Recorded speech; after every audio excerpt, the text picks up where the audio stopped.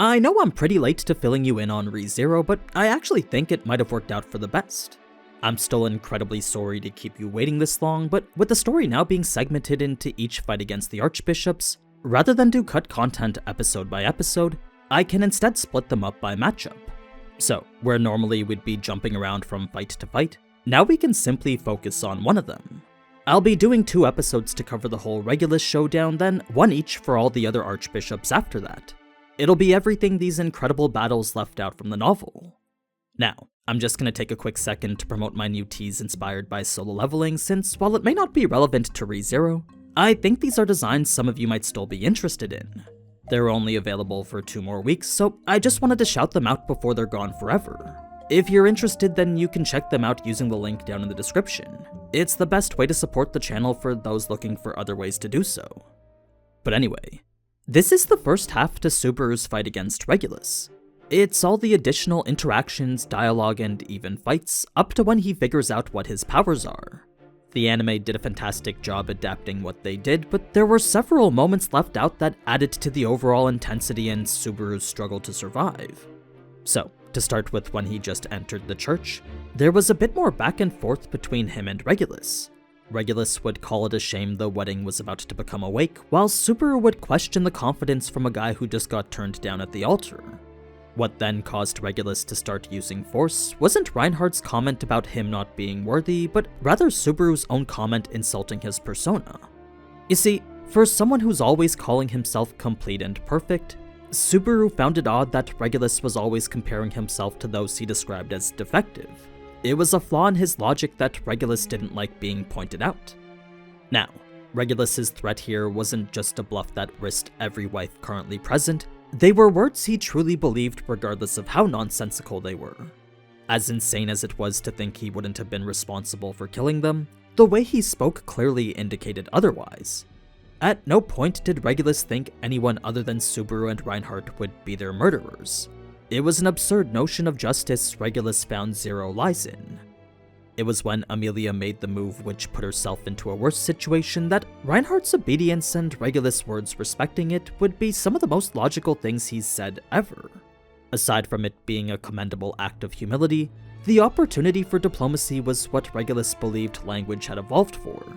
To him, too many people tried to resolve things by force without first talking about it. So, for all the crazy things Regulus had said before, it seems there are a couple times when he does make a bit of sense. Although, in this case it was to express a demand most wouldn't consider fair at all. Initially, said demand was to die by his hand, but considering how impolite it would be to ask him that, Regulus instead showed gratitude to Reinhard and offered what we saw in the anime. Him dying then led to an interesting comment from Regulus, since it's kind of ironic for a guy who's practically immortal to talk about death being this cruel equalizer. Interestingly enough though, it seems even Regulus knew death would eventually come for him too. It's for that reason that he described himself as someone satisfied with the smaller things. As a person who proclaims to not need much, knowing the end was imminent was why he lived life continually seeking out joy. It was also that when that time finally came, he could say he was content. It was after reviving and attacking with Emilia's sword that the weapon would crumble away from the force of it. The fact it lasted long enough to create the impact it did though was an exceptional feat that spoke volumes to its creator. Not many weapons could withstand the power Reinhard put into them. Now, for those wondering about Reinhard's Blessing of the Phoenix, according to him, it allows him to revive from a single death. I'm assuming that means it can only be used once, but that doesn't mean he can't just manifest another blessing that does the exact same thing. I mean, we saw blessings come to him when he needed them, so I imagine Reinhard can just ask for whatever now. Regulus returning from the rubble included yet another introduction and proclamation of how he was the most complete person, along with remarks regarding their disregard for him as a person. It was when hearing those iconic statements Greed was known for that Emilia would start to remember something. She couldn't help but feel that she'd met him somewhere. So, rather than just keep herself guessing, Emilia decided to ask Regulus straight to his face. It was a question to which he answered no. Regulus had no memory of ever coming across her before. To him, this was just her trying to trick him, and that led to a series of insults regarding her infidelity. As words Subaru couldn't stand to accept, he quickly flung his whip right at Regulus's face.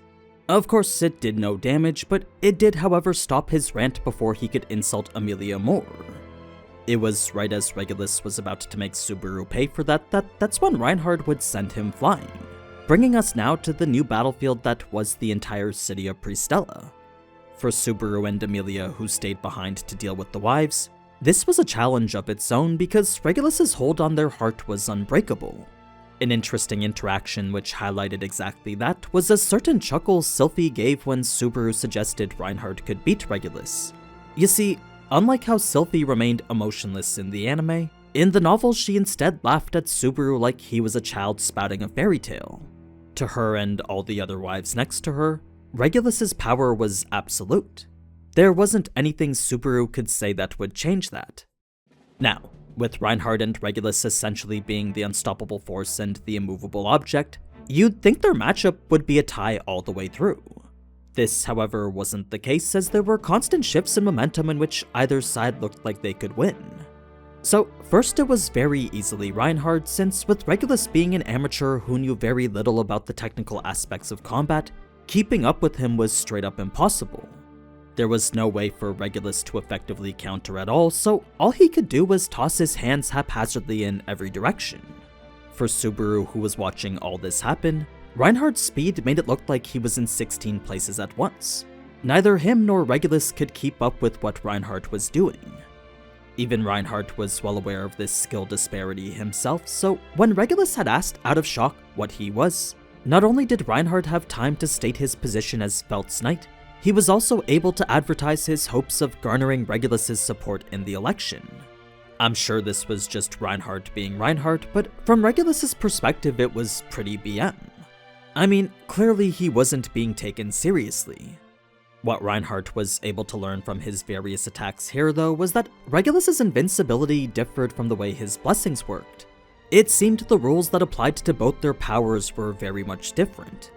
So, it was as Regulus continued to get knocked around that he would heavily criticize the violence Reinhard seemed to rely on so much.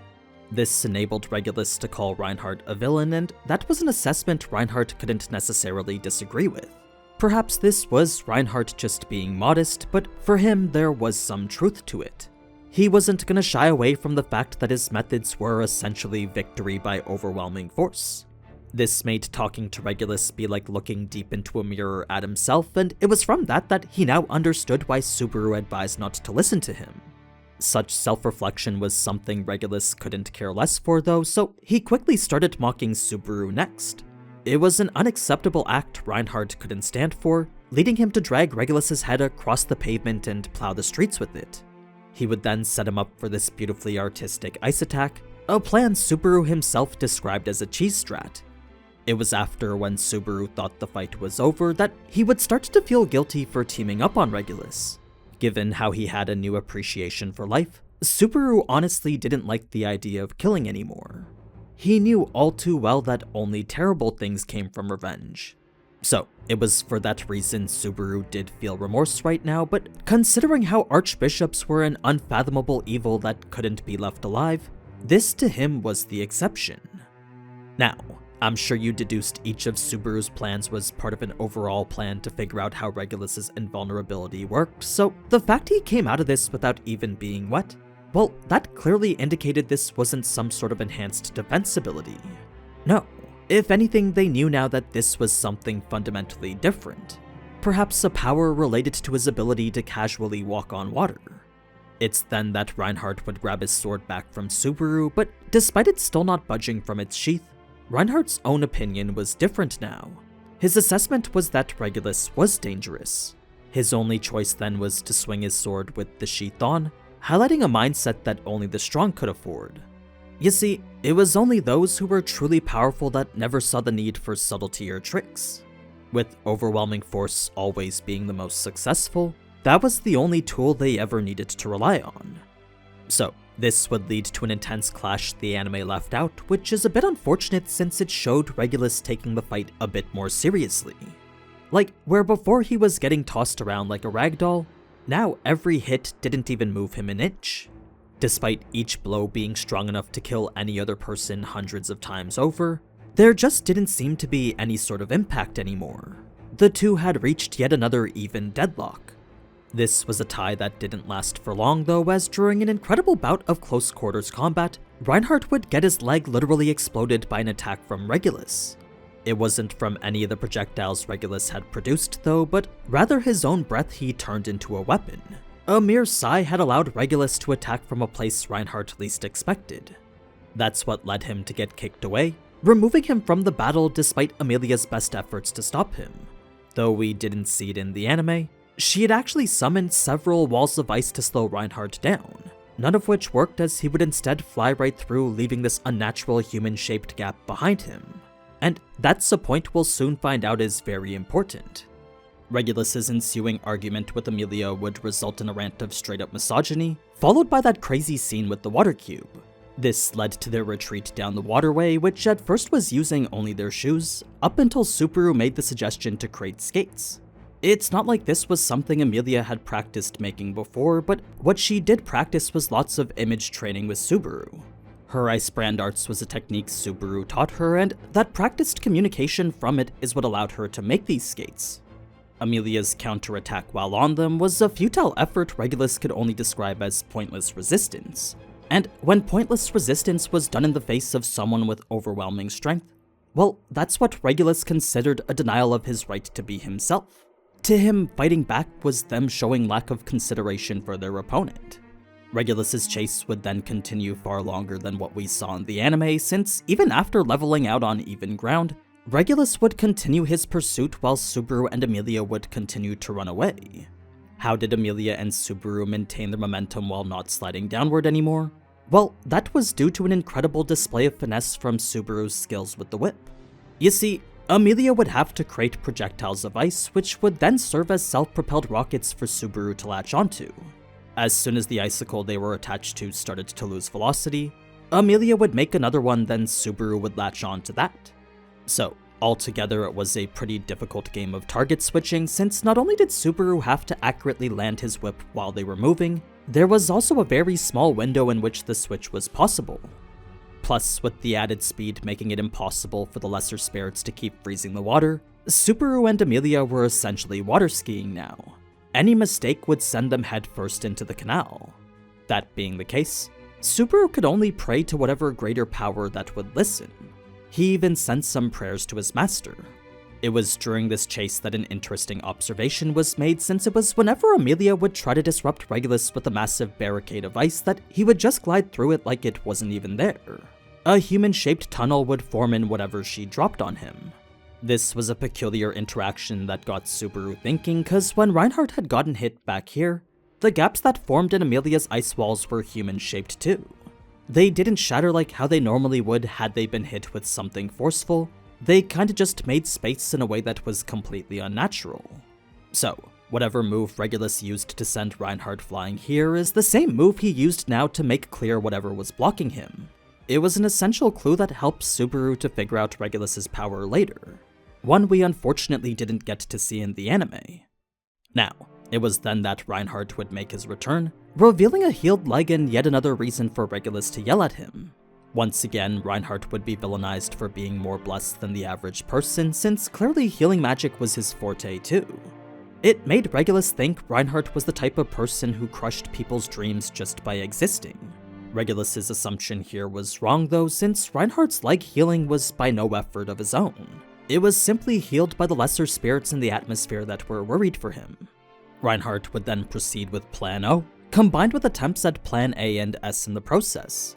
All had failed, but at the very least, Reinhard was buying some time again. It gave Subaru a chance to consider everything he's seen so far. This led to the connection with the stars, which, just like the Japanese architecture here, all pointed to the existence of someone other than him who was pulled into this world. There was clear influence lingering from Subaru's old world. I won't get into the full train of thoughts Subaru used to unveil Regulus's power, but the nickname for his star in the Leo constellation was clue enough. Emilia's answer to what she felt here also confirmed Subaru's suspicions everything Regulus showed until now wasn't just mere invincibility. This then led to the question, was Regulus's heart beating, which was an answer Reinhard actually had to sacrifice a lot to learn.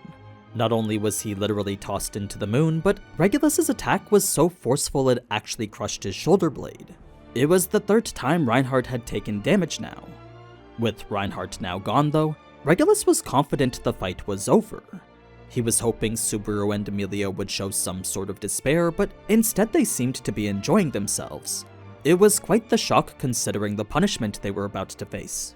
Regulus would call them names trying to pressure them into seeing things his way, but Subaru would just clap back with insults of his own. He would make fun of his gray hair and empty head, all in an effort to extend their time with him.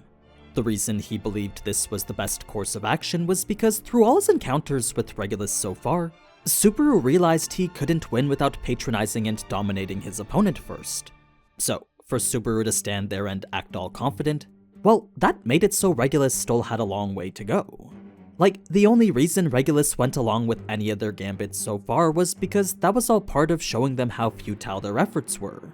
Until they fully understood that nothing worked, Regulus would continue to let them try until they did. He needed to see them reach the darkest pits of despair. This was a weakness Subaru knew he could exploit for extra time, since Regulus's need to show how complete and perfect he was trumped the need to win as fast as possible. It's the reason we see him get so mad every time they fight back against him. They refused to acknowledge his dominance no matter how many times they failed. Emilia would then launch her attack, buying time for her to leave while Subaru could run away himself. Regulus couldn't help but be annoyed by the fleeing target in front of him, leading to a chase down where Subaru would have to use parkour to avoid getting caught. He would dodge his attacks as masterfully as he could, then climb 3 stories to a rooftop as agile as ever. Regulus may not have been able to get him there, but what he was able to do was knock that building over like it was nothing. Subaru would just jump to the next, but once again Regulus would follow him and topple that one over too. It was a cycle of destruction that would repeat until Subaru found himself inside a building climbing a stairwell looking for a way out. Things looked relatively bleak, but after remembering the wise words of his parkour master, that message of survival reminded him of the attitude he needed to face in every situation. It was a self-taught discipline that supported his frail heart in the worst of situations. So, as tired as he was and as bleak as things looked, Subaru knew there had to be some way out. That's when the exact words he needed to say dawned on him, leading him to yell them out despite dodging through windows and avoiding rubble. It probably wasn't the safest thing to do, but it was certainly the best bet to make considering the situation he was in. Subaru had analyzed Regulus's personality enough to know that this would be the one thing he'd respond to. Sure enough, Regulus's curiosity to know what it is Subaru knew led him to seize his destruction instantly. Subaru would then get himself to somewhere safe and explain the mentality which allowed him to get to this point. Put simply, Regulus is pretty much like Homelander. He craves for others' approval and needs to be the center of attention always. He constantly speaks of being free of desire and brags of being perfectly fulfilled, but even with all that, he can't live without other people constantly affirming his worth. It's for that reason he projects his insecurities and values on everyone else. He needs to feel superior to them because he's narrow-minded and petty like that. He doesn't want to boast about winning because he's strong. He wants to force everyone to lose because he's afraid of himself. So the only satisfaction he gets is from that physical and verbal proof he's better than someone. To not break his opponent's spirit in its entirety, well, that just wasn't good enough to affirm his superiority. That's why when Subaru claimed he knew Regulus's powers, Regulus was so interested in hearing about it despite him being able to cut Subaru down right there and then. He had actually closed the gap to be right in front of him. Being at arm's length meant absolutely nothing though, because part of affirming superiority included entertaining Subaru's futile efforts. It meant hearing words that ultimately made no difference to him. That being the case, this then left Subaru with 2 options only. He could keep BSing and stall for time, or he could answer in increments, gauge Regulus's reaction, and go from there. The latter is what we saw in the anime, but the reason he didn't go with the former is because in the off chance he did say something completely wrong, Regulus would likely deem that an absolute victory and kill him because of it. So, it's then that Subaru would reveal the whole Lion's Heart thing, and that's a comprehensive topic we'll talk about in the next ReZero video. For now, I hope you enjoyed this one, along with all the details leading up to the climax of the fight. I'll try to get the rest of the fight done next week, but in the meantime feel free to check out the solo leveling videos, or the new merch if you want some high quality anime inspired streetwear. But anyway, until next time, ciao!